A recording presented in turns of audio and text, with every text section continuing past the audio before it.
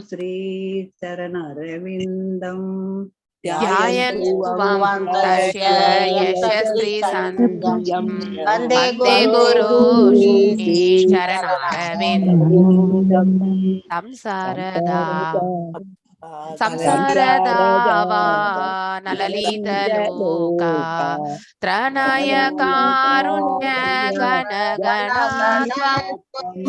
संसारदावान् पार्थस्य कल्याण गुणनगस्य वन्दे गुरु श्री चरणारविन्दं वन्दे गुरु श्री चरणारविन्दं वन्दे गुरु श्री चरणारविन्दं।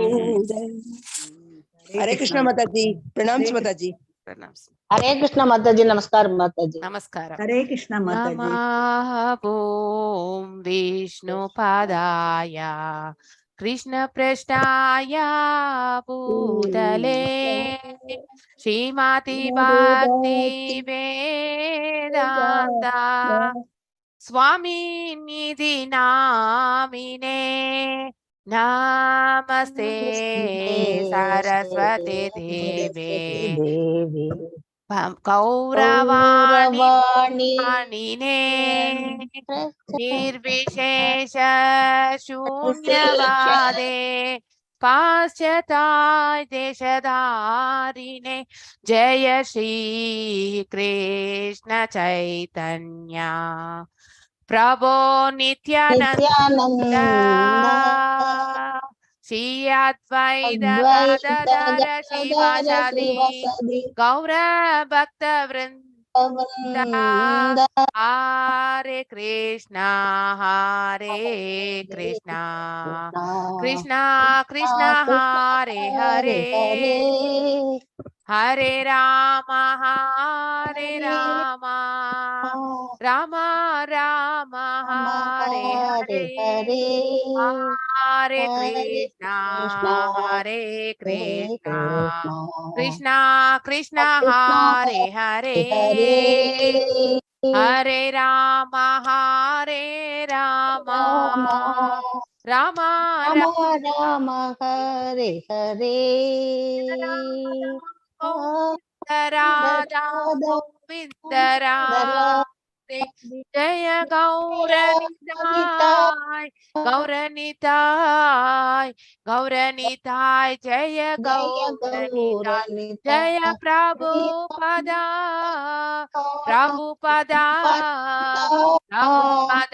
जय प्रभुपदा नित्य गौर हरि बोल नित्य गौर हरि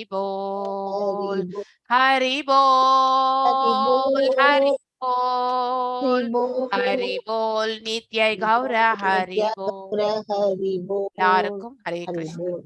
हरे कृष्ण माताजी, प्रणाम माताजी। हरे कृष्ण माताजी। हरे कृष्ण माताजी। हरे कृष्ण माताजी। எல்லாருக்குமே ஹரே கிருஷ்ணா மாதாஜி சார் பிரபுஜி हरे कृष्ण हरे कृष्ण हरे कृष्ण माताजी। हरे कृष्ण माताजी। वळमुடன் माताजी। हरे कृष्ण।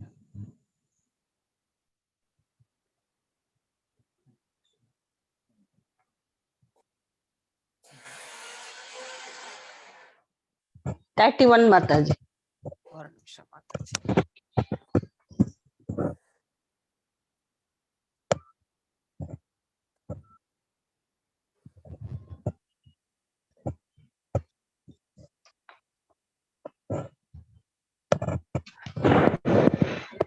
हरे कृष्ण माताजी। हरे कृष्ण।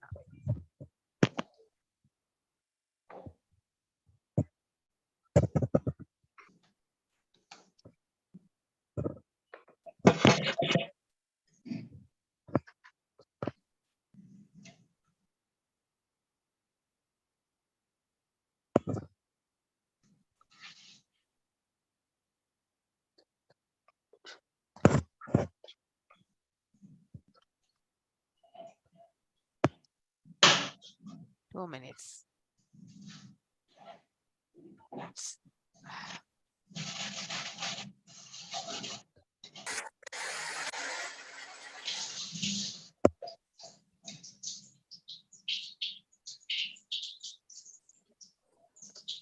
கலாவதி மாதாஜி மியூட் பண்ணிக்கங்க மாதாஜி, ஆன்ல இருக்கு கலாவதி மாதாஜி.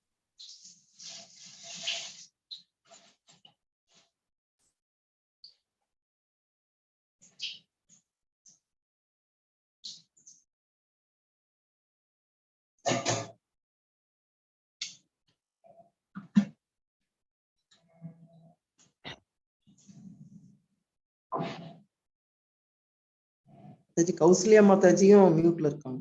இதை நான் பண்றேன் மாதாஜி, உங்களை நான் கோஹோஸ்ட் பண்றேன். நீங்க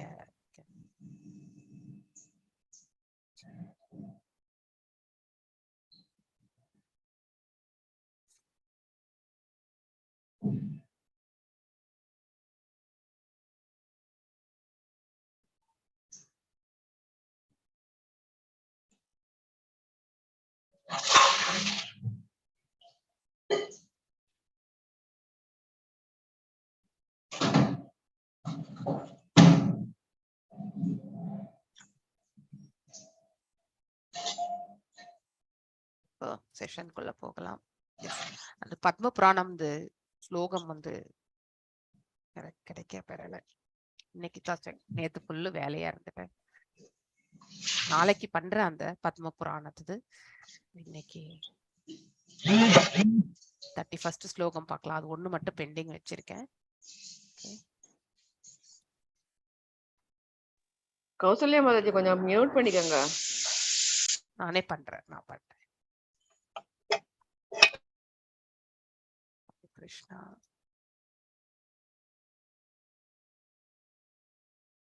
நம்ம கிருஷ்ணா பிரபு வரலீங்களா? வரல மாதாஜி, அவருக்கு நேத்து பேசினேன். ரொம்ப இன்னும் அவருக்கு காஃப் இருக்கும் போல இருக்கு மாதாஜி. உடம்பு சரியில்லையா? ஓகே, சரி நோ இஷ்யூஸ். இப்போ நிறைய இடங்கள் இதுதான் இருக்கு. ஆமா மாதாஜி, ரொம்ப கஷ்டமா இருக்குனாரு, உடம்புலாம் ரொம்ப பெயினா இருக்கு அப்படின்னு.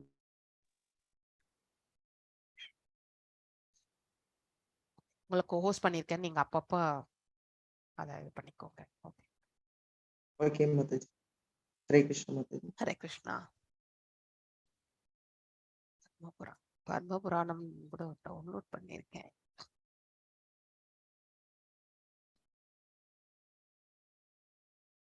பத்ம புராணம் செக் பண்ணணும், இதுலதான் இருக்கணும் அந்த ஸ்லோகம்.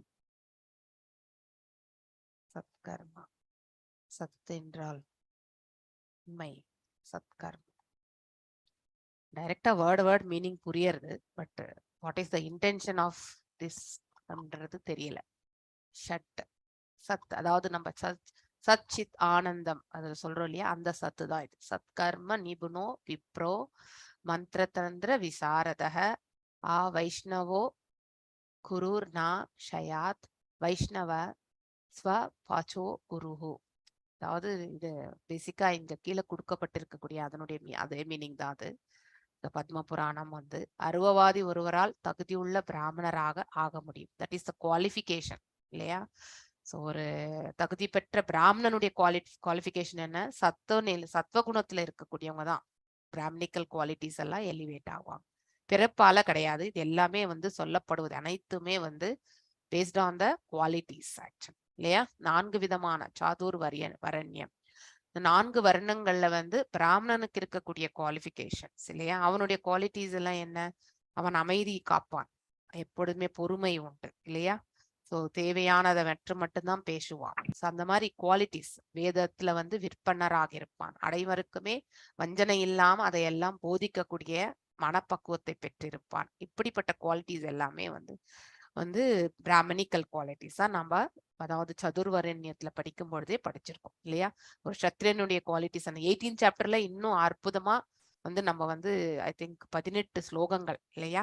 ஸோ அவர் ஒருவருடைய செயல்பாடு மற்றும் அவருடைய தீர்மானங்கள் இல்லையா, இவற்றை எல்லாமே சத்வம் ரஜஸ் மற்றும் தமஸ்ல இருக்கும் பொழுது, மேலும் இந்த 4 வர்ணத்திலையுமே அடிப்படையில நம்ம 18th சாப்டர் பகவத்கீதையில ரொம்ப அற்புதமா விளக்கப்பட்டிருக்குது இல்லையா? சோ தனக்குன்னு விதிக்கப்பட்ட கடமையை அவர்கள் செவ்வனே செய்வார்கள். சோ பயத்தினாலோ இல்லை முடியாததுனாலோ ஒதுக்கி விட மாட்டாங்க. That is the highest qualification of a brahmana. பிராமணாக்கே அந்த குவாலிஃபிகேஷன்னா அப்ப வைஷ்ணவாக்கு இன்னும் அதை விட இன்னும் மேன்மையான குவாலிஃபிகேஷன் இல்லையா? த்ரிநாதபி சுனீச்சேனா தரோரபி சகிஷ்ணுனா அமானேன மானதேனா கீர்த்தனாயா சதாஹரிகி இல்லையா சிஷ்டாஷ்டகத்துல.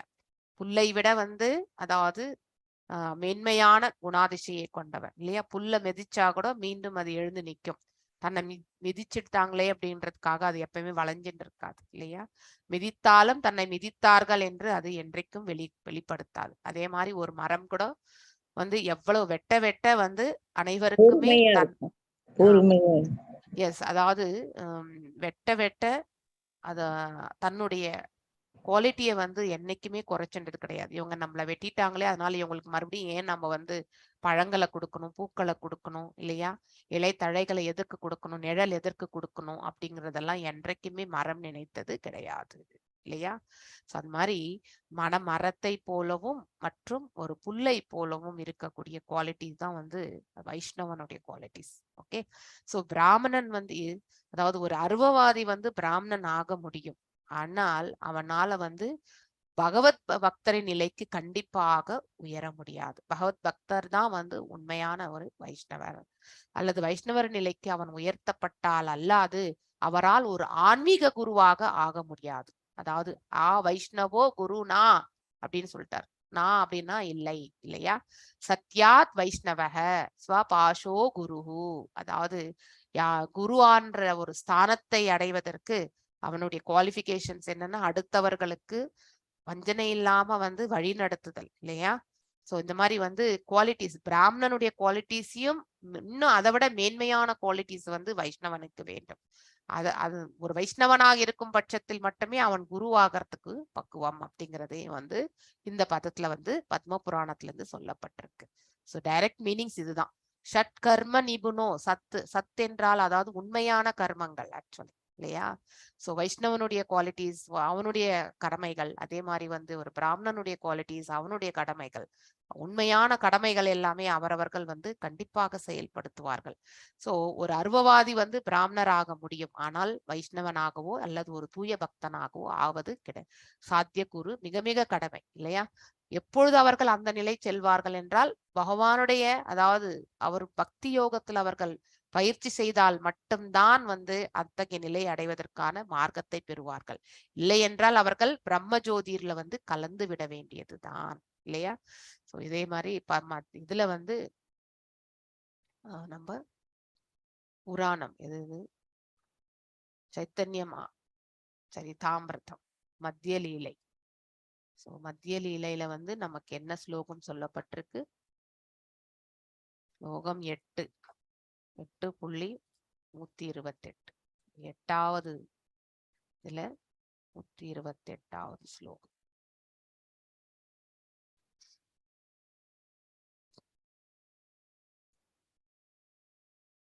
சேம் அங்கே கொடுத்திருக்கிறதுதான். Whether one is a brahmana, a sannyasi or a shudra, regardless of what he is, he can become a spiritual master if he knows the science of God. அழகான விளக்க உரை இல்லையா. there is no qualification based on the birth. பிறப்பினால் எந்த ஒரு தகுதியும் இந்த இடத்துல கிடையாது. அவன் சூத்ரனா இருக்கலாம், சன்னியாசியா இருக்கலாம், பிராமணனா இருக்கலாம், எந்த நிலை வேண்டுமென்றாலும் இருக்கலாம். ஆனால் அவன் ஒரு குரு ஆவதற்கு தகுதி எப்பொழுது பெறுகின்றான்? If he knows the science of, அதாவது அந்த மெய்ஞானத்தை பற்றி உணர்ந்திருந்தால் மட்டுமே அவனால வந்து ஒரு குரு ஆன்மீக குரு ஆகக்கூடிய தகுதியை பெறுகின்றான். ஸோ இல்லை என்றால் வெறுமனே பிராமணனாகவோ இல்லை ஒரு சன்னியாசியாகவோ இருந்தால் அவன் வந்து குரு என்று சொல்வதற்கு அதாவது தகுதியற்றவனாகின்றான். அதுதான் இந்த இடத்துல வந்து சொல்லப்பட்டிருக்கு இல்லையா. This is very important to the Krishna conscious movement இல்லையா. So in is Amrita Pravaha பாஷையா பக்தி வினோத தாகூர் அவர்கள் எழுதிய அந்த இதுல வந்து விளக்கம் கொடுக்கிறார்.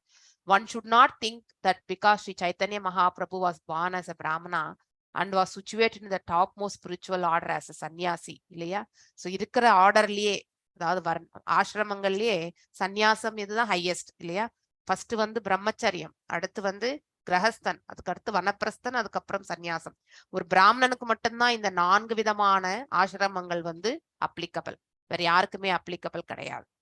அதே மாதிரி சத்திரியனுக்கு வந்து 3 தான், அதே மாதிரி வைசியனுக்கு வந்து 2 தான், சூத்ரனுக்கு 1 தான் இல்லையா.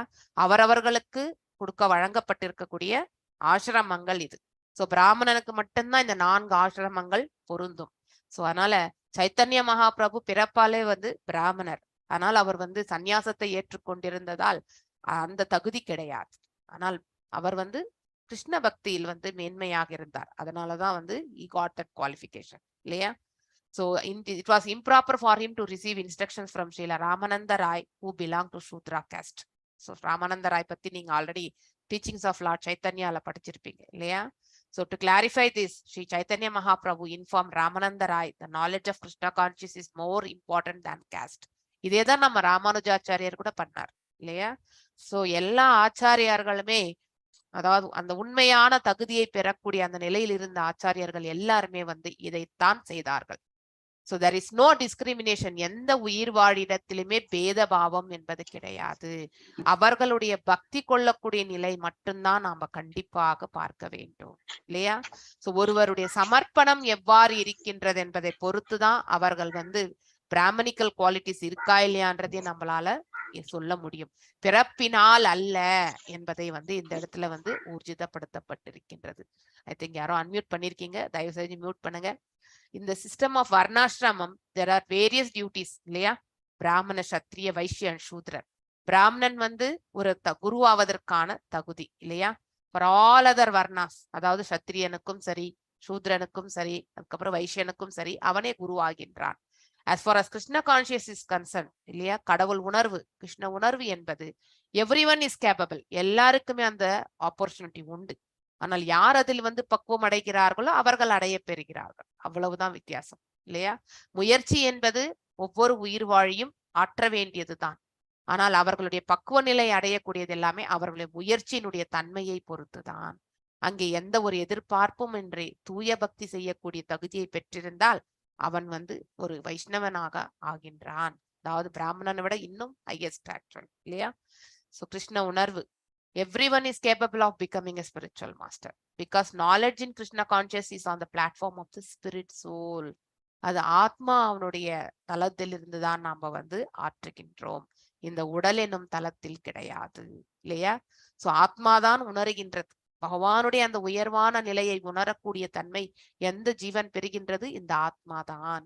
உடலால் வந்து நாம வந்து வெறுமனையே கைங்கரியம் தான் பண்றோம், அவ்வளவுதான். இந்த எந்திரத்தை உபயோகப்படுத்தி சேவை புரிகின்றோம், அவ்வளவுதான். உடல் தேவை, அதற்காக தான் இந்த உடல் தேவை. அந்த உடலுக்கு இருக்கக்கூடிய மகத்துவமே அதுதான். That is the only property. இது ஒண்ணுதான் நம்மளுடைய வந்து சொத்தே. நமக்கு இங்க இருக்கக்கூடிய ஆஸ்திகள் எல்லாமே வந்து நிலையற்ற ஆஸ்திகள் தான். ஆனால் இந்த ஜீவனுக்கு கூடவே இருந்து கடைசி வரைக்கும் வந்து பணிவிடை செய்யக்கூடியது எது? இந்த உடல் என்னும் எந்திரம் தான். இது அதனால்தான் எப்பவுமே தூய்மையாக வைத்துக் கொள்ளணும், உட்புறமும் சரி வெளிப்புறமும் சரி இல்லையா? அதாவது வெளியிலயும் நம்ம எல்லாரிடத்திலுமே வந்து நல்ல ஒரு அதாவது அன்பான வார்த்தைகள், அன்பாக நடந்து கொள்ளக்கூடிய விதத்தை நாம் ஏற்படுத்தி கொள்ள வேண்டும். உள்ளேயும் வந்து நம்ம கிட்ட இருக்கக்கூடிய தேவையற்ற அழுக்குகளை எல்லாம் கலைந்தெறிவதற்கான மார்க்கத்தை நாம கண்டிப்பாக தேடி செல்ல வேண்டும் இல்லையா? சோ பக்தி கொள்ள வேண்டும். சோ பக்தி கொள்ளும் பொழுது, பகவானை நினைவில் கொள்ளும் பொழுது, பகவானின் நாம ஜபங்களை சொல்லும் பொழுது நம்ம செவி வழியாக அதை வந்து நாம கேட்டு பெற வேண்டும் இல்லையா? நாமளே சொல்லக்கூடிய அந்த மந்திரம், மகா மந்திரம் நம்ம செவி வழியாக நம்ம ஹிருதயத்தை சென்று அடைய வேண்டும். எவ்வளவு தூரத்துக்கு அந்த ஹிருதயம் வந்து எடுத்துக்கொள்கின்றதோ அந்த அளவுக்கு வந்து நம்ம கிட்ட இருக்கக்கூடிய தேவையற்ற கலங்கங்கள் எல்லாம் தூரமாக விலக ஆரம்பிப்போம். சோ நாம் அதை பத்தி வருத்தப்பட வேண்டிய அவசியமே கிடையாது. ஐயோ நம்ம கிட்ட இந்த கலங்கம், எஸ் ஒரு காலகட்டம் வரும் பொழுது, அதாவது நம்ம வந்து ஒரு கனிஷ்ட அதிகாரியாக இருக்கும் நிலையில வந்து நம்ம என்ன தவறுகள் செய்கின்றோம் என்பது நம்மளால புரிந்து கொள்ள முடியாது இல்லையா? ஆனா கனிஷ்டத்துல இருந்து மத்திய அதிகாரிக்கு செல்லும் பொழுது, நம்ம இந்த சாஸ்திரங்களை எல்லாம் ஃபாலோ பண்ண ஆரம்பிக்கும் பொழுது அப்ப நம்மளுடைய தவறுகள் நமக்கு கண்டிப்பாக தெரியும் இல்லையா? அடுத்தவங்க கிட்ட நம்ம ஒத்துக்கலைன்னாலும் நாம் ஆற்றக்கூடிய காரியங்களில் எங்கெங்கெல்லாம் நம்ம வந்து தவறு இழைக்கின்றோம் நம்மளை அறியாமல் என்பதை நம்மளால உணர முடியும். சோ அப்படி உணருதலின் பேரில் அப்ப பகவான்கிட்ட நம்ம கேட்டுக்கணும், பகவானே எனக்கு இந்த மாதிரி சிறு சிறு தவறுகள் செய்யக்கூடிய இந்த அவகாசத்தையும் எனக்கு வழங்காதே, நான் தூய பக்தி சேவை செய்ய வேண்டும் பகவானே, எனக்கு அது மட்டும் அருள் பாலி. எஸ், இதை நாம கண்டிப்பாக பகவான்கிட்ட ஏதோ ஒண்ணு கேட்கிறோம், நம்ம கேட்காம இருக்கிறது கிடையாது. அதை கேட்பதையும் வந்து ஒரு நல்ல காரியம், நல்ல ஒரு செயலை மட்டுமே அவர்கிட்ட நம்ம எதிர்பார்க்கலாம். நாம பக்குவம் அடையணும்னா பகவான்கிட்ட கேட்க வேண்டியது இந்த மாதிரியான விஷயங்கள் தான். நம்ம கிட்ட இருக்கக்கூடிய பேராசை எல்லாமே பகவத் பக்தியினுடைய ஆசையாக நாம மாற்றிக்கொள்ள வேண்டும். ஆசை கொள்ளாமல் இருக்க முடியாது, ஆனால் ஆசையை நாம மடைமாற்றிக் கொள்ளலாம் இல்லையா? சோ இவ்வாறு நாம எல்லாவற்றையுமே நாம வந்து பக்தியின் தரப்பில் பக்தியை மையமாக வைத்து நம்முடைய செயல்களை நாம வந்து அன்றாட காரியங்களில் நாம் நிகழ்த்தினோம் என்றால் கண்டிப்பாக நாம பக்குவமான பாதையில் வந்து இட்டு செல்கின்றார் பகவான் என்பதை நம்மளால கூடிய சீக்கிரத்திலே வந்து உணர முடியும். ஆனால் அந்த முயற்சி என்பது அந்த உயிர் வாழி ஏற்படுத்த வேண்டும். ரொம்ப ரொம்ப முக்கியமானது.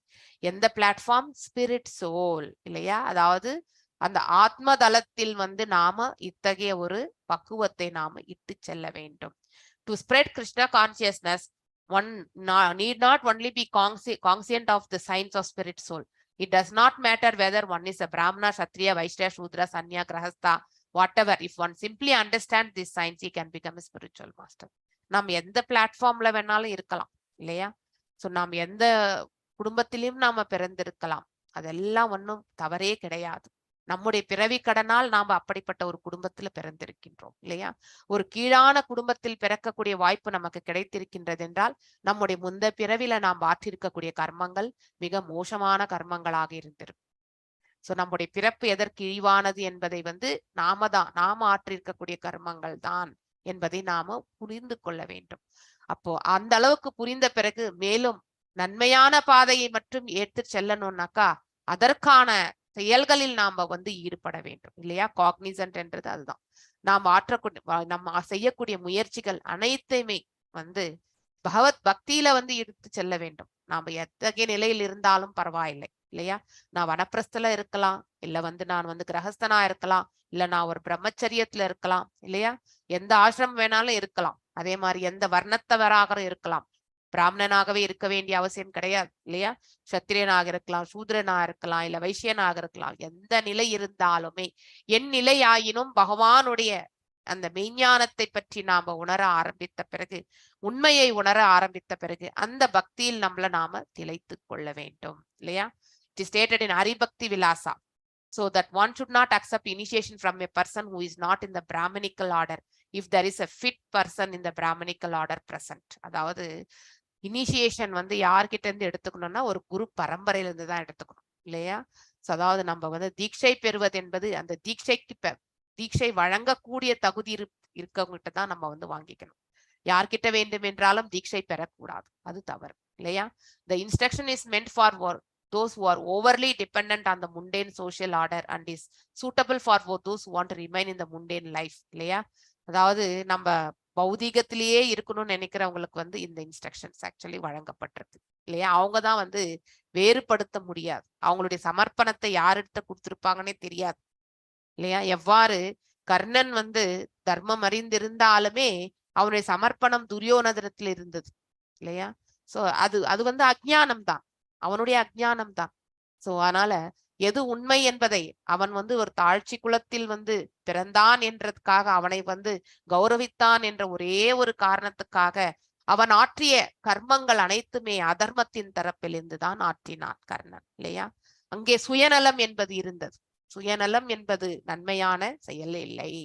சோ நாம சுயநலத்தோடு ஆற்றக்கூடிய எந்த ஒரு கர்மமும் வந்து நன்மை பயக்காது.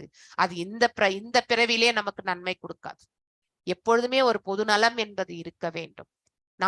நாம் ஆற்றக்கூடிய அதாவது ஒரு செயலால் அடுத்தவங்களுக்கும் நன்மை பயக்க வேண்டும் என்ற அந்த மனது இருக்க வேண்டும். நம்முடைய ஒருத்தருக்கே எல்லாமே கிடைக்கணும் அப்படின்னு நினைக்க கூடாது. எதை பிராப்தம் பெற்றாலும் அதை ஸ்வீகரிக்கக்கூடிய மனசு இருக்கணும் இல்லையா? எப்பொழுதுமே நன்மையே கிடைக்கணும்னு நம்ம நினைக்க கூடாது, அது தவறு இல்லையா? இந்த பிரபஞ்சத்தில் வந்து நன்மை தீமை இரண்டும் கலந்திருக்கின்றது. அதனால நன்மையையும் அதாவது நன்மையே வேணும் என்று அதன் மீது ஆசையும் கொள்ளக்கூடாது, தீமையே என்று அதை நாம வெறுக்கவும் கூடாது.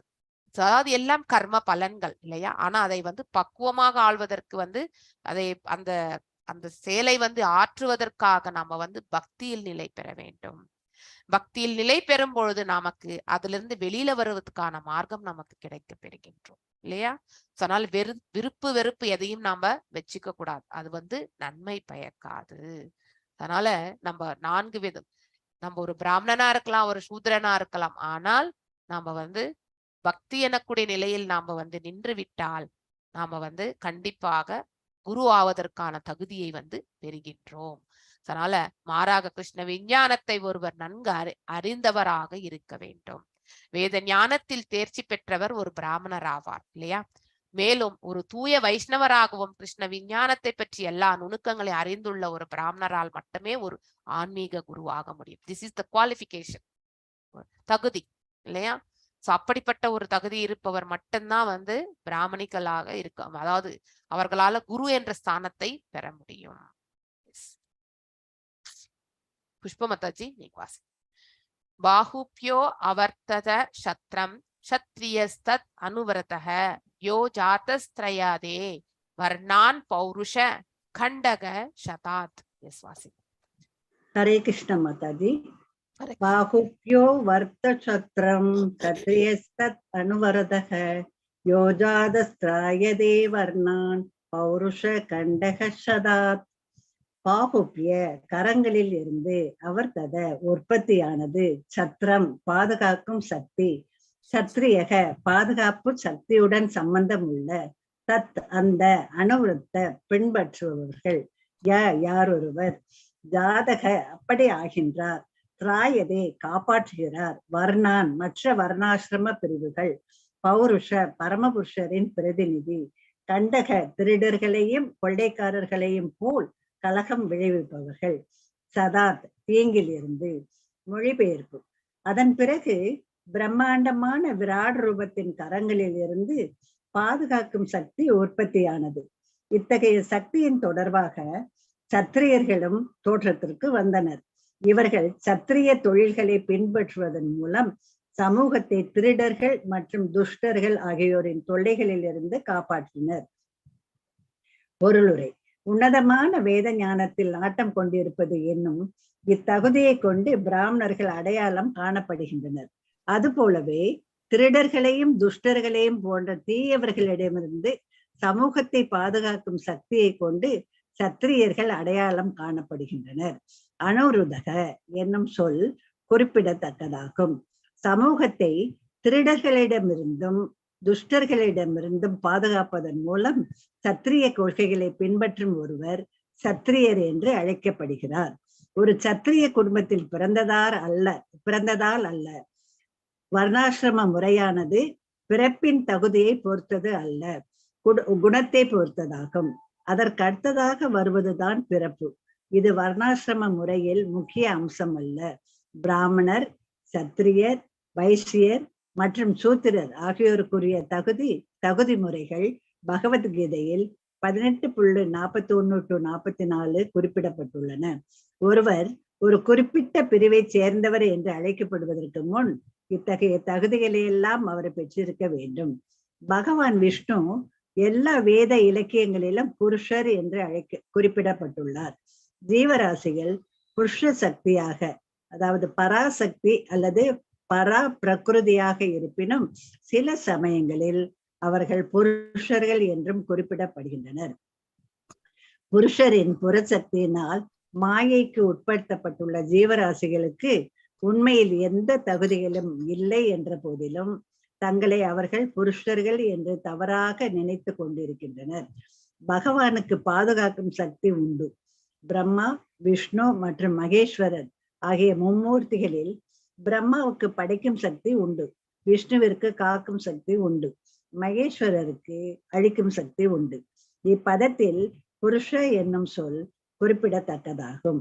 ஏனெனில் புருஷரான பகவானை பிரதிநிதித்து பிரஜைகளுக்கு நீரிலோ அல்லது நிலத்திலோ பிறந்துள்ள எல்லா ஜீவராசிகளுக்கும் பாதுகாப்பு அளிப்பதில் சத்திரியர்கள் பகவானின் பிரதிநிதிகளாக இருக்க வேண்டும் என எதிர்பார்க்கப்படுகின்றனர். எனவே பாதுகாப்பு மனிதன் மற்றும் மிருகம் ஆகிய இருவருக்கும் உரியதுதான். இன்றைய சமூகத்தில் உள்ள பிரஜைகள் துஷ்டர்களிடமிருந்து பாதுகாக்கப்படுவது இல்லை. சத்திரியர்கள் இல்லாத இன்றைய குடியாட்சி முறையானது வைசியர்களையும் சூத்திரர்களையும் கொண்ட ஒரு அரசாங்கமாக உள்ளது. இத்தகைய அரசாங்கத்தில் முன்பு இருந்தது போல் பிராமணர்களும் சத்திரியர்களும் இல்லை. யுதிஷ்டிர மகாராஜனும் அவரது பேரனான பரீட்சித்து மகாராஜனும் சத்திரிய அரசர்களுக்கு முன் உதாரணமாக விளங்கினர். அவர்கள் எல்லா மனிதர்களுக்கும் மிருகங்களுக்கும் சமமாக பாதுகாப்பை வழங்கினர். கலிபுருஷன் ஒரு பசுவை கொல்ல முயன்ற பொழுது அத்துஷ்டனை கொன்றுவிட பரீட்சித்து மகாராஜன் தனது வாளை உருவினார். இவ்வாறாக கலிபுருஷன் பரிசித்த மகாராஜனின் ராஜ்யத்திலிருந்து விரட்டப்பட்டான். இதுதான் பகவான் விஷ்ணுவின் பிரதிநிதிக்குரிய அல்லது புருஷருக்குரிய அறிகுறியாகும்.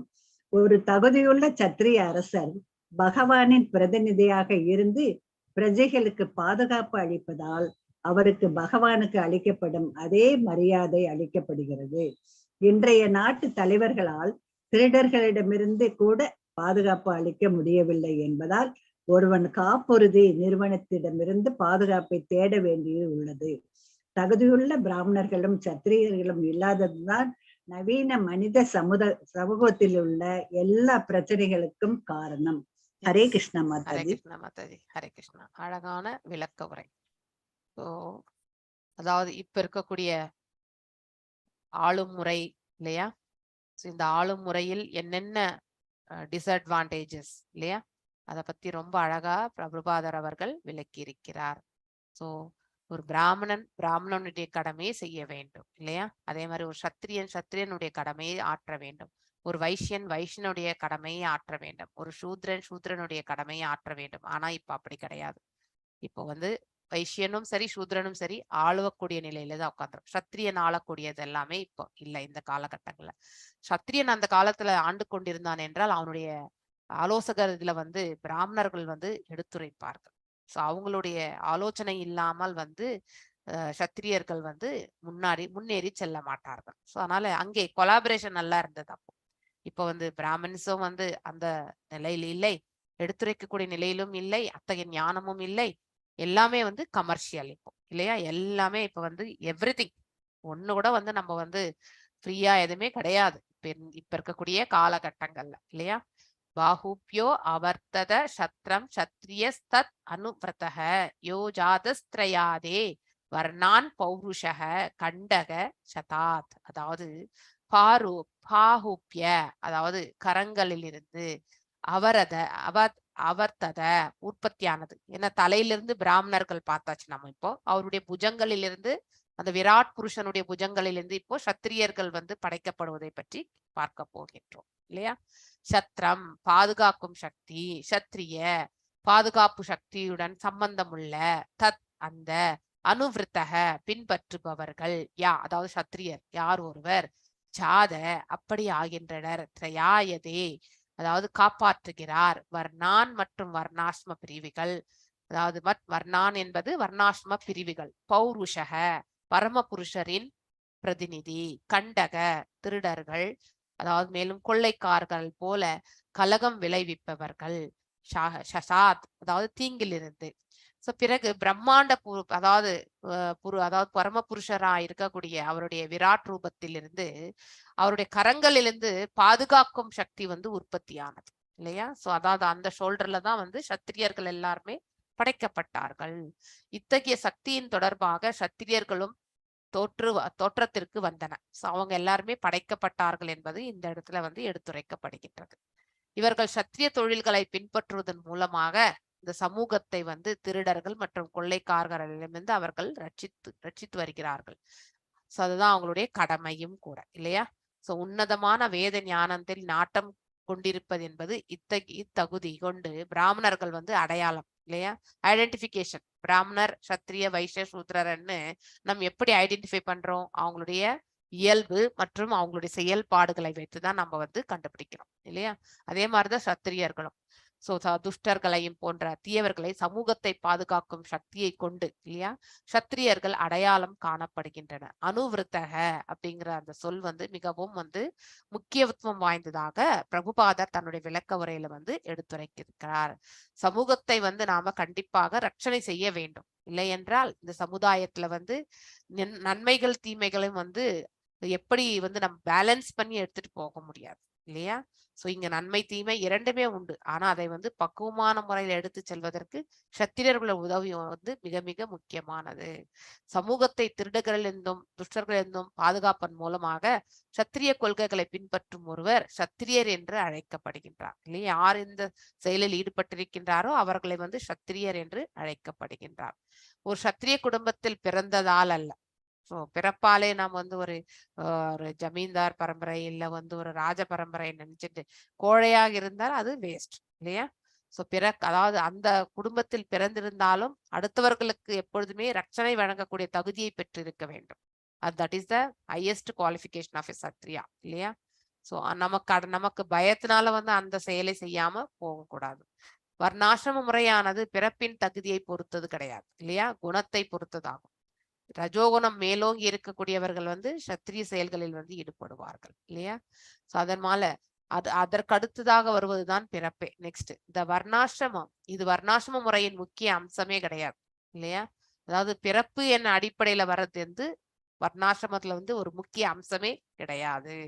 பிராமண, சத்திரிய, வைசிய மற்றும் சூத்ரர் ஆகியோர் தகுதி முறையில் பகவத்கீதை நம்ம அந்த ஸ்லோகங்கள் எல்லாம் பார்த்திருக்கோம் இல்லையா? நம்ம ஆல்ரெடி. ஸோ இந்தந்த இது நிலையில இருந்தாக்கா ஆசிரமங்கள் அடிப்படையில கூட நம்ம அதை பத்தி நம்ம படிச்சிருக்கோம். ஸோ 41ல இருந்து 44 ஸ்லோகத்துல நம்ம படிச்சோம்னா அது நமக்கு கிடைக்க பெறுகின்றது. ஒருவர் ஒரு குறிப்பிட்ட பிரிவை சேர்ந்தவர் என்று அழைக்கப்படுவதற்கு முன் இத்தகைய தகுதிகள் எல்லாம் அவர் பெற்றிருக்க வேண்டும். ஸோ பிராமின் என்று சொல்றதுக்கு முன்னாடி பிராமணிக்கல் குவாலிட்டிஸ் இருக்கணும். சத்திரியன் என்று சொல்வதற்கு முன்னாடி அவருக்கு சத்திரியனுடைய குவாலிட்டிஸ் இருக்கணும் இல்லையா? அதை வந்து அவர்கள் வந்து வெளிப்படுத்த வேண்டும். மேலும் வைசியன் எனக்கூடியவன் வந்து அவனுடைய குவாலிட்டிஸ் எல்லாமே வந்து வெளிப்படுத்த வேண்டும். ஒரு வைசியனுடைய குவாலிட்டிஸ் என்னன்றது. சூத்ரன் வந்து அதாவது உழைப்போர் இல்லையா? எல்லோருக்கும் தொண்டு புரிபவர். ஸோ அந்த குவாலிட்டியை வந்து அவன் வந்து கண்டிப்பா வந்து வெளிப்படுத்த வேண்டும் இல்லையா? ஆனா இப்ப அப்படி கிடையாது. யார் வேண்டும் என்றாலும், எந்த வர்ணத்தை வேண்டும் என்றாலும், என்ன ஆசிரமத்தை செய்ய வேண்டும் என்றாலும் செய்யலாம். அப்படிப்பட்ட ஒரு நிலைதான் இப்ப உருவாகி இருக்கின்றது இல்லையா? பகவான் விஷ்ணு எல்லா வேத இலக்கியங்களிலுமே புருஷா என்று அவர்தான் நம்ம வந்து supreme Purusha, is the highest authority அப்படிங்கிறது எல்லாமே நம்ம படிச்சுட்டு தான் வரோம் இல்லையா? ஜீவராசிகள் நாம் எல்லாருமே செகண்டரி புருஷா இல்லையா? ஏன்னா இந்த ஒரு உடலுக்கு மட்டுமே உரிமையாளர் நாம். புருஷ சக்தியாக, அதாவது இந்த ஆத்மா வந்து பராசக்தியாளன் இல்லையா? அப்படின்னா நித்தியமான சக்தி, அதாவது அந்தரங்க சக்தியிலிருந்து வந்தது தான். பின்ன பகுதி தான் இந்த ஆத்மா இல்லையா? அதுக்கும் வந்து கால் பகுதி அவருடைய அந்தரங்க சக்தி தான். இந்த பிரபஞ்சத்தில வந்து வெவ்வேறு நிலைகள்ல நாம பார்த்திருக்கோம். வாழ்வு எனக்கூடிய நிலையில வந்து பார்த்திருக்கோம். அடுத்து வந்து அறிவு எனக்கூடிய நிலையில பார்க்கின்றோம். மற்றும் ஆனந்தம் எனக்கூடிய நிலையிலையும் நாம வந்து காண்கின்றோம் இல்லையா? சம்வித், சாந்தினி மற்றும் ஹலாதினி அந்த நிலையில பகவானுடைய அந்த பராசக்தியை பார்க்கின்றோம் இல்லையா? சோ மற்றும் அல்லது பரா பிரகிருதி. இந்த பிரபஞ்சத்துல அநேக உயிர் வாழிகள் இருக்கின்றன. அந்த ஜீவன்கள் எல்லாமே நித்தியமானது, பகவானிலிருந்து தோன்றிய பின்ன பகுதிகள். அதனால இந்த பிரகிருதி முழுவதுமே வியாபித்து இருக்கக்கூடிய இந்த உயிர் வாழிகள், அதனால வந்து பரா பிரகிருதி என்று கூட இந்த இதை வந்து நம்ம வந்து சொல்கின்றோம். ஏனென்றால் ஜீவன்கள் வந்து நித்தியமாக இருப்பதால். ஆனா பௌதிக இயற்கை, பௌதிக ஆற்றலால் ஆளப்படுவதால் இது அபரா பிரகிருதி தான். ஆனால் வெறுமனே ஜீவன்கள் என்று எடுத்துக்கொள்ளும் பொழுது, இந்த ஜீவ இதுல இருந்து பிளாட்ஃபார்ம்ல இருந்து நாம பார்க்கும் பொழுது அது பரா ஆகி விடுகின்றது. அவ்வளவுதான். சில சமயங்களில் அவர்கள் புருஷர்கள் என்று குறிப்பிட. அதனால எதற்கு இந்த வார்த்தை வந்து இங்க சொல்லப்பட்டிருக்கின்றது என்றால், நாம ஒவ்வொரு ஜீவனையுமே புருஷா என்றுதான் நாம வந்து ரெப்ரசன்ட் பண்றோம் இல்லையா? அந்த புருஷா செகண்டரி புருஷா. நாம இந்த உடலுக்கு மட்டும்தான் உரிமையாளர். ஆனால் பகவான் அனைத்து உடல்களிலுமே இருக்கின்றார். ஆனால் தான் அவரது பிரைமரி புருஷா அவர் தான், முதன்மை புருஷா அவர். நாம் எல்லாம் இரண்டாம் புருஷா ஆத்ம ரூபத்தில் என்பதை நாம புரிந்து கொள்ள வேண்டும். புருஷா புறசக்தியினால் வாயைக்கு உட்படுத்தப்பட்டுள்ள ஜீவராசிகளுக்கு உண்மையில் எந்த தகுதிகளும் இல்லை என்ற போதிலும் அவர்கள் தங்களை அவர்கள் புருஷர்கள் என்று தவறாக நினைத்து கொண்டிருக்கின்றனர். இல்லை, எதுவரைக்குமே இந்த ஆத்மாவை பற்றி உணராதவர்கள், வெறுமனே உடல் ரீதியான ஐடென்டிபிகேஷன், அதாவது அஜ்ஞானத்தில் உழண்டு கொண்டிருப்பவர்கள், நான் தான் ஆற்றுகின்றேன் கடமை இல்லையா, என்னது அப்படின்னு எல்லா உரிமையோட புருஷா என்ற நிலை எப்பொழுது நம்ம வந்து எடுத்துப்படுத்திக் கொள்ளுங்க. ஒருத்தர் வந்து டாமினண்டா வந்து எல்லாம் என்னது என்று நினைக்கிறாங்க பாருங்க, அவங்களுக்கு தான் வந்து அவங்களுடைய எண்ணமே அப்படி இருக்கும். ஐ எம் கிரேட் அப்படிங்கிற அந்த உணர்வு இருக்கும். அந்த ஒரு தகுதிக்கு வந்து புருஷா. உண்மையிலே அந்த தகுதி உடையவர் மட்டும்தான் புருஷர். ஆனா அவர்கள் வந்து பொய்யான ஒரு நிலையில் இருந்து கொண்டு அவர்கள் வந்து தங்களை வந்து புருஷராக ஐடென்டிபிகேஷன் பண்ணிக்கிறாங்க. அது தவறு. ஆத்ம நிலையிலிருந்து உணரும் பொழுது நம்மளை ஆட்டிவிப்பவர் தான் உண்மையான புருஷர். நாம இந்த உடலுக்கு மட்டும்தான் உரிமையாளர் என்று உணரக்கூடிய தன்மை வந்து அந்த ஜீவனுக்கு வரும். எதுவரைக்கும் இந்த ஞானத்தை அந்த ஜீவன் அறியப்படவில்லையோ அதுவரைக்கும் அது போலியான ஒரு புருஷா அப்படிங்கிற ஐடென்டிபிகேஷன்ல தான் அது வாழ்ந்து கொண்டிருக்கும் இல்லையா?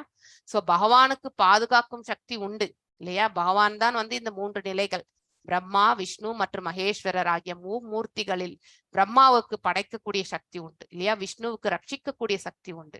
அதே மாதிரி மகேஸ்வருக்கு அழிக்கும் சக்தியும் உண்டு. இப்பதத்தில் புருஷா என்ற சொல் குறிப்பிடத்தக்கதாகும். ஏனெனில் புருஷரான பகவானை பிரதிநிதித்து பிரஜைகளுக்கு இல்லையா, நம்ம எல்லாருமே அவருடைய பிரஜைகள் தான். நம்ம நிலத்திலும் வாழ்கின்றோம், நீரிலும் வாழக்கூடிய ஜீவன்கள் எல்லாம் உண்டு இல்லையா? சோ பாதுகாப்பு அளிப்பதில் சத்திரியர்களில் பகவானின் பிரதிநிதிகளாக இருக்க வேண்டும் என்று எதிர்பார்க்கப்படுகின்றனர் இல்லையா? ஆள்பவர்களில் நான் மன்னன், அதாவது மனிதர்களில் நான் மன்னன் சொல்லியிருக்கார்.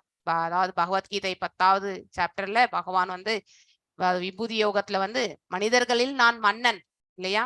அதே மாதிரி ஆள்பவற்றில் நான் செங்கோல் அப்படின்னு சொல்லிட்டார். அங்கே நீதி வழுவாத ஒரு செங்கோலை வந்து அந்த மன்னன் வந்து கண்டிப்பாக வந்து ஆற்ற வேண்டும். சோ நம்ம கடவுளை வந்து த ரெப்ரசன்டேட்டிவ் ஆஃப் காட் வந்து சத்திரிய இதுல பார்க்கும்பொழுது மன்னன் என்னக்கூடிய ரூபத்துல தான் நாம வந்து பார்க்கின்றோம் இல்லையா? எத்தனையோ செயின்ட்லி கிங்ஸ் இல்லையா? ஜனகர் இருந்திருக்காரு இல்லையா? தசரத மகாராஜா இருந்திருக்காரு. இவங்க எல்லாருமே வந்து அம்பரீஷ் மகாராஜா, இவங்க எல்லாமே வந்து ஆளக்கூடிய நிலையில இருக்கும் பொழுது அவர்கள் வந்து ஒரு கடவுளுடைய சொரூபமாகவே வந்து காணப்பட்டார்கள். அப்படிப்பட்ட ஒரு மன்னர்கள் தான் வந்து இந்த பிரபஞ்சத்தில் வந்து தர்மத்தையும் நீதியையும் வந்து நிம்மதியான ஒரு சூழலையுமே வந்து ஏற்படுத்த முடியும். பிரஜைகளும் வந்து சுகிப்பார்கள் இல்லையா? ஆனால் வேறுபட்ட நிலையில் இருக்கக்கூடியவர்கள் வந்து ஆண்டால் கண்டிப்பாக அங்கே வந்து பதவிக்காக வந்து ஒரு போட்டி இல்லையா, சண்டை, இது எல்லாமே நடக்கும். தன்னுடைய சுயநலத்திற்காக அவர்கள் ஆற்றக்கூடிய கடமைகள் இல்லையா, அவங்களுடைய சுய அபிவிருத்தி, இதுதான் அங்க வந்து போக்கஸா நடந்துட்டு இருக்கும். ஒரு சத்திரியனோ ஒரு வைசியனோ வந்து நிலையில இருக்கக்கூடியவன் வந்து ஆண்டான் என்றால் அவனுடைய சுக இதுக்காக மட்டும்தான் அவன். ஏனென்றால் உண்மையான கர்மத்தை அவன் ஆற்றுவது கிடையாது. அங்கே ஒரு சத்திரியனுடைய கடமை அவனுக்கு என்னவென்றே தெரியாது. அவன் ஆற்றக்கூடிய கடமை அவனுடைய இயற்கையான குணத்திற்கேற்றவாறு தான் அவன் செயல்படுத்துவான் இல்லையா? இப்போ ஒரு சூத்திரனுக்கே இருக்கக்கூடிய குணாதிசயம் என்ன? அஜ்ஞானம். அஜ்ஞானத்தில் இருப்பவன் வந்து அரசாண்டால் அங்கே என்ன இருக்கும்? அஜ்ஞானம் தான் அபிவிருத்தி ஆகும் இல்லையா? அதே மாதிரி ஒரு வைசியன் வந்து அஜ்ஞானமும் மற்றும் வந்து அதாவது ரஜோகுணம் 2 நிலைகளையுமே கலந்திருக்கவன் தான் வந்து வைசியன். அங்கே வந்து ரஜோகுணமே ஓங்கி இருக்காது இல்லையா? சோ அங்கே வந்து அஜ்ஞானமும் கலந்திருக்கும். அப்படிப்பட்டவன் ஆண்டால் அவனுடைய சுய லாபத்திற்காக வந்து அவனுடைய செயல்கள் வந்து அமைத்துக் கொள்வான். சோ அங்க எல்லாமே பிசினஸ் இம்ப்ரூவ்மெண்ட் இருக்குமே ஒழிய எல்லா மக்களும் நிம்மதி என்பது இருக்காது. அதாவது பேசிக்கா அதாவது பிரஜைகளுக்கு சேர வேண்டியதும் அந்த இடத்துல சேராது. அப்படிப்பட்ட ஒரு நிலை இல்லையா? சொல்வது ஒன்று செய்வது ஒன்றாகத்தான் அமையும். இப்ப இருக்கக்கூடிய காலகட்டங்கள்ல இந்த நிலைதான் நடந்துட்டு இருக்கு இல்லையா? சோ சத்திரியன் பாதுகாப்பு என்பது வழங்கணும்ன்ற அந்த சத்திரிய இதுல பிறந்தவங்களுக்கு தான் வந்து அந்த குவாலிட்டிஸ் இருக்கும் இல்லையா? சோ எக்கனாமிக் டெவலப்மெண்ட் வெறுமனே ரஜோகுணத்தில் மட்டுமே மேலோங்கி இருக்கவங்களுக்கு மட்டும்தான் அந்த சத்திரிய தர்மத்தை வந்து குணாதிசயத்தின் அடிப்படையில ஆற்ற வேண்டும் இல்லையா? சோ மேலும் மனிதன் மற்றும் மிருகம் ஆகிய இருவருக்குமே உரியதுதான் பாதுகாப்பு உண்டு. நாம கூட வந்து சில விலங்குகளுக்கெல்லாம் பாதுகாப்பு வந்து நம்ம கொடுத்துதான் ஆகிறோம் இல்லையா? வீட்டுல வளர்க்கக்கூடிய விலங்குகளுக்கு நம்ம பாதுகாப்பு வழங்கிறோம். அதே மாதிரி காட்டுல இருக்கக்கூடிய விலங்குகள் அவங்கவுங்களுடைய பாதுகாப்பு அவங்கவுங்க கண்டிப்பா ரட்சித்துக் கொள்வதற்கான மார்க்கத்தை பகவான் வந்து அவங்களுக்கு இயற்கையிலேயே வழங்கியிருக்கிறார் இல்லையா? சோ ஆனா இன்றைய சமூகத்தில் உள்ள பிரஜைகள் துஷ்டர்களிடமிருந்து பாதுகாக்கப்படுவதே கிடையாது. இங்கே வந்து சுயநலம் என்பது மேலோங்கி இருக்கிறதுனால சத்திரியர்கள் இல்லாத இன்றைய குடியாட்சி முறையானது வைசியர்களையும் சூத்திரர்கள் கொண்ட ஒரு அரசாங்கமாக தான் உள்ளது இல்லையா? இத்தகைய அரசாங்கத்தில் முன்பு இருந்தது போல பிராமணர்களும் சத்திரியர்களும் கிடையாது. ஒரு சத்திரியனுக்கு பிராமணனுடைய வழிநடத்துதல் கண்டிப்பாக தேவை. அப்பதான் தர்மம் இது எல்லாமே வந்து பரிபாலிக்க முடியும் இல்லையா? யுதிஷ்ட மகாராஜனும் சரி, அவருடைய பேரனான இருந்த பரிஷித் மகாராஜனும் வந்து அந்த மாதிரிதான் செய்தார். நாம ஃபர்ஸ்ட் கேண்டோ பாகவதத்துல படிச்சோம் இல்லையா? கலிபுருஷனுக்கு தண்டனை என்பதையும் கொடுத்தார் இல்லையா? சோ யாரு? பரிஷித் மகாராஜ். சோ அவர்கள் அந்த 5 விதம், நம்ம 4 விதமான தர்மத்தினுடைய 4 கால்களை பற்றியும் நம்ம படிச்சோம் இல்லையா? சோ எங்கெல்லாம் வந்து இந்த விபச்சாரம் இருக்கக்கூடிய தலம் அந்த இடத்துல வந்து கலிபுருஷனுக்கு இடம் கொடுத்தாச்சு இல்லையா? அதே மாதிரி போதைக்கு அடிமையாகக்கூடிய ஸ்தலங்களில் வந்து கலிபுருஷன் வாழலாம். அடுத்து வந்து சூதாட்டம் ஆடக்கூடிய இடத்துலயுமே வந்து கலிபுருஷன். அதே மாதிரி வந்து இது கசாப்பு கடைகள், இந்த இடத்துல எல்லாமே வந்து கலிபுருஷன் வாழ்கின்றார். சோ இந்த இடங்கள் எல்லாமே இந்த 4 இடங்கள் வந்து கலிபுருஷனுக்கு வந்து கொடுத்தார். ஆனா பரீட்சித் மகாராஜனுடைய ஆட்சி காலத்துல அந்த 4 இடங்களும் இல்லை என்று கலி புருஷன் வந்து மீண்டும் வந்து மனவருத்தத்தோடு வந்து நிற்கும் பொழுதுதான் 5வது இடமாக பொன் எங்கு சேர்த்து வைக்கிறாங்களோ அந்த இடத்துல வந்து நீ வாழலாம் அப்படிங்கிற வந்து இது கொடுத்தார். அதனால்தான் அவங்களுடைய சமஸ்தானத்துல வந்து அவர் வாழும்பொழுது அந்த காலகட்டங்கள்ல வந்து பொண்ணு வந்து நிறைய இடத்துல சேர்க்கல. அவர் வந்து அது எல்லாமே யஜ்ஞங்களுக்கு இதுக்கு எல்லாத்துக்குமே வழங்கி விட்டார். சோ அந்த இடத்தையும் அவர் விட்டு வைக்கல. யாரு? பரீட்சித் மகாராஜ். சோ கலிபுருஷன் வாழ்வதற்கான இடத்தையே அவர் வந்து கொடுக்கல. இந்த ஸ்தலங்கள்ல நீ வாழலாம், ஏன்னா எல்லாருக்குமே இந்த பிரபஞ்சத்தில் வாழ்வதற்கு உரிமை உண்டு இல்லையா? அதன் அடிப்படையில் வந்து ஒரு அரசனாகப்பட்டவன் வந்து அவன் வந்து அந்த ஆட்சி முறையில வந்து அனைவருக்குமே இந்த ஒரு செயலை வந்து ஆற்றுவதற்கு அவர் வந்து சலுகை வழங்கணும். ஆனால்தான் கலிபுருஷனுக்கும் இந்த 4 இடங்களை வந்து வழங்கினார்.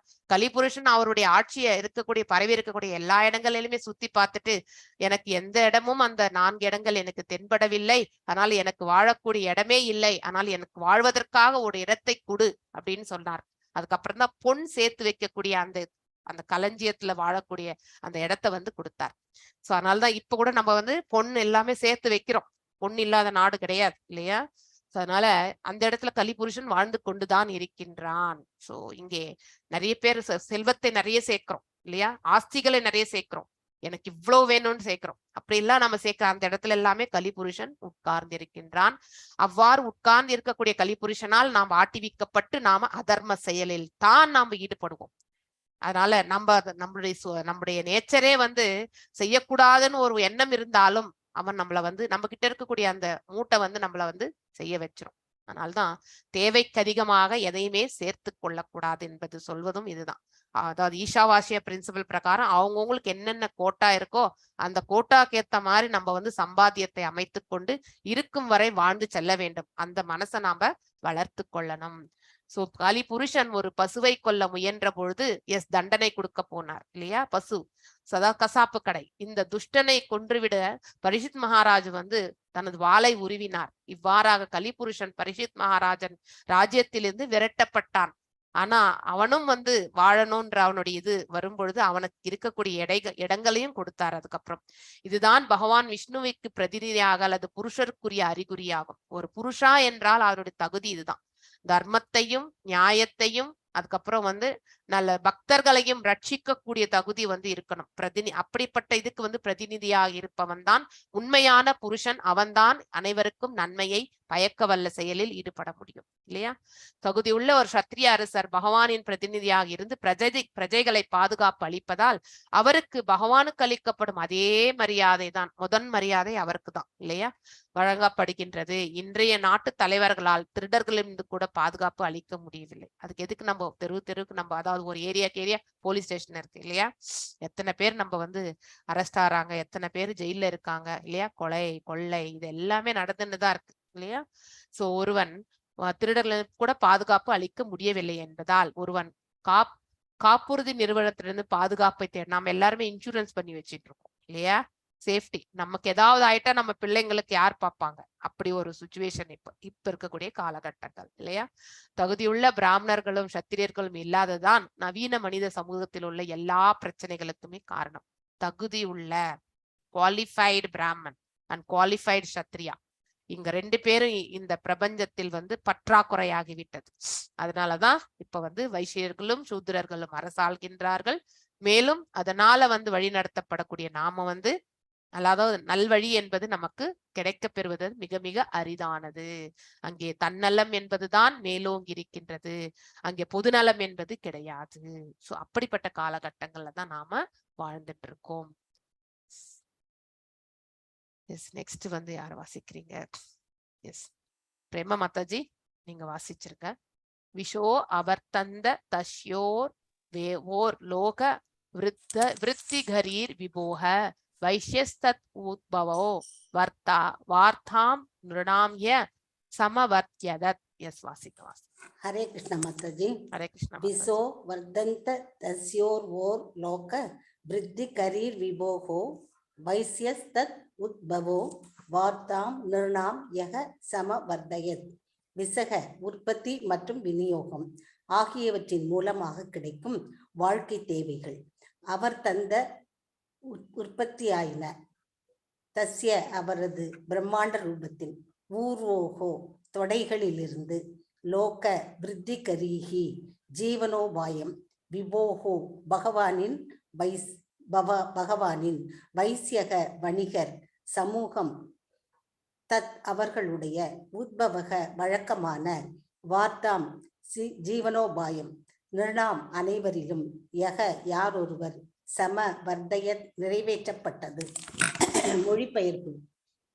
அனைவருக்கும் ஜீவனோபாயமாக உள்ள தானிய உற்பத்தியும் பிரஜைகளுக்கு அவற்றை விநியோகித்தலும் பகவானின் பிரம்மாண்ட ரூபத்தின் தொடைகளிலிருந்து உற்பத்தியானது. இதை நிறைவேற்றும் பொறுப்பை ஏற்றுள்ள வர்த்தக பிரிவினர் வைசியர்கள் என்று அழைக்கப்படுகின்றனர். பொருளுரை. விவசாயமும் விவசாய உற்பத்தி பொருட்களை விநியோகிக்கும் தொழிலும் தான் மனித சமூகத்தின் ஜீவனோபாயத்திற்குரிய வழி என்று இங்கு தெளிவாக குறிப்பிடப்பட்டுள்ளது. இயந்திர தொழில் நுட்பமானது, வாழ்க்கை தேவைக்குரிய செயற்கையான ஒரு வழிமுறையாகும். குறிப்பாக பெரிய அளவிலான இயந்திர தொழிற்சாலைகள் தான் எல்லா சமூக பிரச்சனைகளுக்கும் பிறப்பிடமாக உள்ளன. பசு பராமரிப்பையும் விவசாயத்தையும் மற்றும் வணிக தொழிலையும் கவனித்துக் கொள்ள வேண்டியது வைசியர்களின் கடமை என்று பகவத்கீதை குறிப்பிடுகிறது.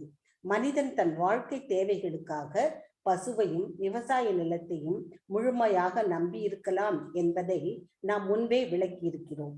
போக்குவரத்து மற்றும் வங்கியில் கொடுக்கல் வாங்கல் விவகாரம் போன்றவைகளின் மூலமாக உற்பத்தி பொருட்களை பண்டமாற்று செய்து கொள்வதும் வைசியர்களுக்குரிய கடமையே. வைசியர்கள் பல உப பிரிவுகளாக பிரிக்கப்பட்டுள்ளனர். அவர்களில் சிலர் மிராசுதாரர்கள், க்ஷேத்ரி என்று அழைக்கப்படுகின்றனர். சிலர் உழவர்கள், கிருஷ்ண என்றும், சிலர் தானிய உற்பத்தியாளர்கள், தில வணிக் என்றும், சிலர் வாசன திரவிய வணிகர்கள், கந்த வணிக் என்றும், சிலர் தங்க வியாபாரிகள், ஸ்வர்ண வணிக் என்றும் அழைக்கப்படுகின்றனர். பிராமணர்கள் ஆன்மீக குருமார்களாகவும் போதகர்களாகவும் இருக்கின்றனர். க்ஷத்திரியர்கள் பிரஜைகளை துஷ்டர்களிடமிருந்து காப்பாற்றுகின்றனர். வைசியர்கள் உணவு உற்பத்திக்கும் விநியோகத்திற்கும் பொறுப்பாக உள்ளனர். அறிவற்றவர்களும் சுதந்திரமாக செயல்பட முடியாதவர்களுமான சூதரர்கள் முன் குறிப்பிட்ட 3 உயர் பிரிவினருக்கும் உதவியாக இருந்து தங்களுடைய வாழ்க்கை தேவைகளை தேடிக்கொள்ள வேண்டும். முன்பு பிராமணர்களுக்கு எல்லா வாழ்க்கை தேவைகளும் க்ஷத்திரியர்களாலும் வைசியர்களாலும் அளிக்கப்பட்டு வந்தன. ஏனெனில் வாழ்க்கை தேவைகளை தேடிக்கொள்ள அவர்களுக்கு நேரம் இருக்கவில்லை. க்ஷத்திரியர்கள் வைசியர்களிடமிருந்தும் சூத்திரர்களிடமிருந்தும் வரி வசூலிப்பது வழக்கம். ஆனால் பிராமணர்கள் எவ்வித வரியையும் கட்ட வேண்டிய அவசியம் இருக்கவில்லை. அத்தகைய வாழ்வு முறை மிகச் சிறந்ததாக இருந்ததால் அப்பொழுது அரசியல், சமூக மற்றும் பொருளாதார கிளர்ச்சிகள் இருக்கவில்லை. எனவே ஒரு அமைதியான மனித சமூகத்தை ஏற்படுத்துவதற்கு வெவ்வேறு வருணங்கள் அத்தியாவசியமாகும். ஹரே கிருஷ்ணா. இம்பார்ட்டன்ஸ், முக்கியத்துவம் இல்லையா? வர்ணாசிரமம் எவ்வளவு முக்கியத்துவம் வாய்ந்தது என்பது இந்த இடத்துல ரொம்ப அழகாக விவரிக்கும். ஒவ்வொரு வர்ணத்திலுமே அவரவர்களுடைய கடமைகளை அவர்கள் ஆற்றினால் இந்த சமூகம் என்பது ஒரு பேலன்ஸ்டா, அதாவது பாத்தீங்கன்னாக்கா பக்குவமான நிலையில இட்டு செல்வதற்கு சுலபமாக அமையப்பெறும். ஆனால் அந்தந்த வர்ணத்துல இருக்க வேண்டிய குவாலிஃபிகேஷன் இல்லாம போகும் பொழுது அவர் ஆற்றிய கர்மங்கள் அனைத்தும் பிராமன் அப்படின்னாலும் சத்திரியன் என்றாலும் அதுல எந்த பிரயோஜனமே கிடையாது. ஏனென்றால் பக்குவமற்ற நிலையில் எந்த வர்ணத்தை அவருமே செயலாற்றினால் அந்த வர்ணத்திற்கான பலன் அந்த இடத்துல இருக்கவே இருக்காது இல்லையா? சூத்ரனுடைய கடமை என்ன? இந்த 3 வர்ணத்து வரைக்குமே சப்போர்ட் பண்றதுதான். அந்த காலகட்டங்கள் எல்லாமே அவர்களுக்கு உழைப்போர்களுக்கு சுயமாக அவங்களுக்கு they never own any property. அவர்களை ரட்சிக்க வேண்டியது இந்த 3 வர்ணத்தருடைய கடமை. அவங்களுக்கு தேவையான உணவு இல்லையா, அதே மாதிரி உடுக்க உடை, இருக்க இடம், இதெல்லாமே பாதுகாப்பாக வழங்கப்பட்டிருந்தது. அதனால அவங்களுடைய தேவைகள் பூர்த்தியானதுனால அவங்களும் அவங்களுடைய செயல்களில் முழுமையாக ஈடுபட்டு கொண்டிருந்தார்கள். சோ இப்படிதான் அந்த சமூக பிரிவு பேலன்ஸ்டா நடந்துட்டு இருக்கு. சோ அஜ்ஞானத்திலே உழண்டு கொண்டிருப்பவன் மேலும் ஞானத்தின் தரப்பில் செல்லாத வரைக்குமே அவன் சூத்ரனாக தான் கருதப்படுவான் இல்லையா? அவனுக்கு கல்வி அறிவு கிடையாது, எதுவும் இல்லாதவனுக்கு அவன் ஆற்ற வேண்டிய கடமைகள் என்ன? உழைக்கக்கூடிய கடமை தான் அவன் ஆற்ற முடியும். அப்படிதான் வந்து பகவான் வந்து சமுதாய பிரிவை படைத்திருந்தார். இதெல்லாமே பேலன்ஸ்டா எடுத்துட்டு போகிறதுக்கு தான். விசோ அவர்த்தந்த தஷ்யோர் வோர் லோக விருத்த கரீர் விபோக வைஷ்யஸ்தத் உத்பவோ வார்த்தாம் நிருணாம்ய சமவர்த்தியத. அதாவது விஷ உற்பத்தி மற்றும் விநியோகம் ஆகியவற்றின் மூலமாக கிடைக்கும் வாழ்க்கை தேவைகள் இல்லையா? ஒன்று உற்பத்தி பண்றது, அடுத்து எல்லாருக்கும் விநியோகம் பண்றது இல்லையா? இதெல்லாமே வாழ்க்கைக்கு தேவையான வஸ்துக்கள் தான். அவர் தந்த உற்பத்தி ஆயின இல்லையா? சுதாசிய அதாவது பகவான் விராட் ரூபத்திலிருந்து அவருடைய தொடைகளிலிருந்து இடுப்பு பகுதியில தான் வைசியர்கள். சோ ஊர்வோ தொடைகளில் இருந்து லோகவர்த்கரீர் அதாவது ஜீவனோபாயம் ஜீவனத்திற்கு தேவையான உபாயம். அதாவது ஜீவனம் வந்து இந்த பிரபஞ்சத்தில் வந்து அதாவது இயங்கிக் கொண்டே இருக்கணும்னா அதற்கு என்ன உபாயம்? அந்த ஜீவனுக்கு தேவையான உணவை வந்து வழங்க வேண்டும், ரொம்ப முக்கியம் இல்லையா? விபோ பகவானின் வைஷ்ய வணிக சமூகத்தினர் தத் அவர்களுடைய உத்பவ வழக்கமான வார்த்தாம் ஜீவனோபாயம் நிருணாம் அனைவரிலும் யார் ஒருவர் சமக வர்த்யதத் அதாவது நிறைவேற்றப்பட்டது. சோ அனைவருக்கும் ஜீவனோபாயமாக உள்ள தானிய உற்பத்தியும் இல்லையா, விவசாயம், அதுக்கப்புறம் பசுமாடு வளர்க்கறது, அதுக்கப்புறம் வந்து அந்த விளைச்சலை வந்து ஒரு சந்தைக்கு எடுத்துட்டு வந்து விநியோகப்படுத்துறது, எல்லாருக்குமே அது கிடைக்க பெறக்கூடிய நிலையில அதான் அத்தகைய சூழலை ஏற்படுத்தி கொடுக்கறது எல்லாமே வந்து ஒரு வைசியனுடைய கடமை. மார்க்கெட் எல்லாமே வைசியன் தான் செய்யணும் இல்லையா? சோ பகவானின் பிரம்மாண்டமான ரூபத்வான் தொடைகளில் இருந்து உற்பத்தியானது. இதை நிறைவேற்றும் பொறுப்பை ஏற்றுள்ள வர்த்தக பிரிவினர் வைசியர்கள் என்று அழைக்கப்படுகின்றனர் இல்லையா? விவசாயமும் அதாவது வைசிய உற்பத்தி பொருட்களை விநியோகிக்கும் தொழில்தான் மனித சமூகத்தின் ஜீவனோபாயத்திற்கு வழி என்று இங்கு தெளிவாக குறிப்பிடப்பட்டுள்ளது இல்லையா? இந்த ஸ்லோகத்திலிருந்து பகவான் நமக்கு எடுத்துரைக்கிறார். என்ன எடுத்துரைக்கின்றார்? வியாபாரம் இல்லையா? சோ எந்திர தொழில் நுட்பமானது வாழ்க்கை தேவைக்குரிய செயற்கையான ஒரு வழிமுறை. நாம் இப்ப அதுல எல்லாமே அட்வான்ஸா போயிட்டோம் இல்லையா? ரொம்ப அட்வான்ஸ். பெரிய அளவிலான எந்திர தொழிற்சாலைகளுக்கெல்லாம் அவசியமே கிடையாது. நம்ம அத்தகைய தொழிற்சாலைகள் எல்லாம் அமைத்து இங்க இருக்கக்கூடிய சுற்றுப்புற சூழல் எல்லாத்தையுமே நம்ம அதாவது ரொம்பவுமே வந்து சமூக பிரச்சனைகளுக்கு பிறப்பிடமாக தான் செய்தோம் இல்லையா? நீர்நிலைகள் எல்லாமே வந்து கலங்கமாகிறது. அப்படிப்பட்ட நிலைகள் தான் நாம் ஏற்படுத்தியுள்ளோம். பசு பராமரிப்பு என்ன நம்ம அட்வான்ஸா போயிட்டே இருக்கோம். இப்ப நம்ம வந்து அதை செய்யலைன்னாலும் பக்கத்து நாட்டுக்காரன் வந்து அதை செய்து நம்மளுடைய சேஃப்டியை வந்து இது பண்ணும்போது நாமளும் நம்முடைய பாதுகாப்பை வந்து பெருக்குகின்றோம். நம்ம ஒவ்வொரு தேசமுமே அதனுடைய பாதுகாப்புலதான் வந்து மெஜாரிட்டி ஆஃப் ஃபண்ட்ஸ் இன்வெஸ்ட் பண்ணியிருக்காங்க. அது தேவையற்றது தான் இல்லையா? அதனாலதான் பற்றாக்குறை என்பது வெவ்வேறு இலக்கங்கள்ல இன்னும் கூட இருந்துட்டு இருக்கு. ஏன்னா நம்ம வந்து அது செய்யலைன்னாலும் நம்மள வந்து அடிச்சிருவாங்க. இப்ப அப்படிப்பட்ட ஒரு சூழ்நிலை ஏற்படுத்திடுச்சு. சோ பசு பராமரிப்பு, விவசாயம் மற்றும் வணிக தொழிலை கவனித்துக் கொள்ள வேண்டியது வைசியருடைய கடமை என்று பகவத்கீதையில வந்து சொல்லப்பட்டிருக்கு. மனிதன் தன் வாழ்க்கை தேவைகளுக்காக பசுவையும் விவசாய நிலத்தை முழுமையாக நம்பி இருக்கலாம் என்பதுதான் நம்ம முன்பே விளக்கியிருக்கின்றோம். அதாவது பிரபுபாதர் இந்த உண்மையே வந்து சொல்லியிருக்கார் இல்லையா? போக்குவரத்து நம்ம வந்து விளைச்சல் வந்து மெக்கானிக்கலா எங்கேயும் பண்ண முடியாது இல்லையா? அதாவது எங்கேயாவது ஒரு மிஷின்ல போட்டு நம்ம செடி உற்பத்தி பண்ண முடியுமா? கண்டிப்பா முடியாது. நிலத்தில் அதாவது இந்த பூமியில் தான் நம்ம விதைக்க வேண்டும். அதற்கு வந்து தேவையான சூரிய ஒளியும் கிடைக்க வேண்டும் இல்லையா? நீரை நாம வழங்கணும், தேவையான சத்துக்களை அதுக்கு நாம போடணும் இல்லையா? இத்தனையுமே வந்து பராமரிக்கணும். இதெல்லாமே வந்து எந்த தொன்று தொட்ட காலத்துல எப்படி நடந்துட்டு இருக்கோ அது அப்படிதான் நடந்துட்டு இருக்கு. அவ்வாறுதான் உணவு படைக்கப்படுகின்றது. மிஷின்ல ஒரு நெல்லு போட்டா 10 நெல்லு உற்பத்தி ஆகக்கூடிய மிஷின் ஏதாவது கண்டுபிடிச்சிருக்கிறோமா? கிடையவே கிடையாது இல்லையா? சோ வாங்கல் விவகாரம் போன்றவற்றில் மூலமாக உற்பத்தி பொருட்களை பண்டமாற்றம் செய்து கொள்வது இல்லையா? நம்ம கிட்ட என்ன இருக்கோ அதிகமா இருக்கோ அது இன்னொரு நாட்டுக்கு ஏற்றுமதி பண்ணுகின்றோம். நம்ம கிட்ட எது இல்லையோ அது இன்னொரு நாட்டுல இருந்து நம்ம இறக்குமதி பண்ணுகின்றோம். இந்த வர்த்தகம் என்பது நடந்து கொண்டிருக்கின்றது. இவை எல்லாமே வைசியர்களுடைய கடமை இல்லையா? அந்த நாட்டினுடைய வைசியர்கள் இது எல்லாத்திலுமே ஈடுபடுகிறார்கள். சோ இதுல உப பிரிவுகள் வந்து ஸ்பெஷலைசேஷன் இல்லையா? மிராசுதாரர்கள், இந்த ஜமீன்தார்கள் அவங்க எல்லாருமே ஷேத்ரி என்று அழைக்கப்படுகிறார்கள்.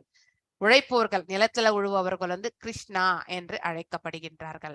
மேலும் தானிய உற்பத்தியாளர்கள் வந்து தில வணிகம் என்ற அந்த கேட்டகரிக்கு கீழே வராங்க. அடுத்து வந்து ஸ்வர்ண வணிகம், தங்கம் இல்லையா? அடுத்து வந்து திரவிய வணிகங்கள், அதாவது வாசனை பொருட்கள், இதெல்லாமே வந்து கந்த வணிகம் என்றும் சொல்லப்படுகின்றது. பிராமணர்கள் மற்றும் ஆன்மீக குருமார்களாகவும் போதகர்களாகவும் இருக்கின்றனர் இல்லையா. சத்திரியர்கள் வந்து இங்க ரட்சணை புரியக்கூடிய அத்தகைய பிரஜைகளை துஷ்டர்களிலிருந்து ரட்சிக்கக்கூடிய நிலையில் அவர்கள் பொறுப்பை வகிக்கின்றனர். அறிவற்றவர்களும் சுதந்திரமாக செயல்பட முடியாதவர்களும் சூத்திரர்களாக கருதப்படுகின்றனர். சோ அவங்களுடைய டிபெண்டன்சி, ஸோ புத்தியே இல்லை, அதே மாதிரி வந்து படிப்பறிவு எதுவுமே கிடையாது, அப்படிப்பட்டவங்க வந்து அஜ்ஞானத்தில் தான் உழண்டு கொண்டிருப்பார்கள் இல்லையா. அவர்கள் வந்து மேல இருக்கக்கூடிய 3 பிரிவினரிடத்துல வந்து வாழ வேண்டியதாக இருக்கும் உதவி புரிந்து. சோ முன் குறிப்பிட்ட 3 உயர் பிரிவினருக்கும் உதவியாக இருந்து தங்களுடைய வாழ்க்கை தேவைகளை அவர்கள் தேடிக்கொள்ள வேண்டும். இதுதான் சமுதாய பிரிவுல வந்து பகவான் வந்து செய்து வச்ச, அதாவது அவர் சொன்ன வழி. ஆனா நாம வந்து இப்ப அந்த ஃபாலோ பண்றதே கிடையாது. முன்பு பிராமணர்களுக்கு எல்லா வாழ்க்கை தேவைகளும் சத்திரியர்களும் வைசியர்களும் வந்து கவனிச்சுட்டு இருந்தாங்க. அவங்களுடைய வாழ்க்கை தேவைகளை அவங்க எங்கேயுமே போயிட்டு வாங்கினது கிடையாது இல்லையா. அவர்கள் வந்து எல்லாமே இலவசமாக கொடுக்கும் பொழுது பிராமணர்களும் சரி சத்திரியர்களும் அவங்களுக்கு என்ன தேவையோ அது எல்லாமே கொடுத்துட்டு இருந்தாங்க இல்லையா. அரசனாகப்பட்டவன் அவங்களுக்கு இருக்கிறதுக்கான இடம் இல்லையா, பசு மாடு இதெல்லாமே ஒரு சிறு நிலம், அதுல வந்து விவசாயம் பண்ணிக்கிறதுக்கான ஒரு இடம், இப்படியெல்லாம் கொடுத்துருந்தாங்க அந்த காலகட்டத்துல. யாருக்கு? பிராமணர்களுக்கு. அதனால அவங்களுடைய வயிற்று பிழைப்புக்கு அவங்களுக்கு எந்த தொந்தரவும் இருந்தது கிடையாது. ஆனால் இப்ப இருக்கக்கூடிய காலகட்டமே வேறுபட்ட நிலை இல்லையா.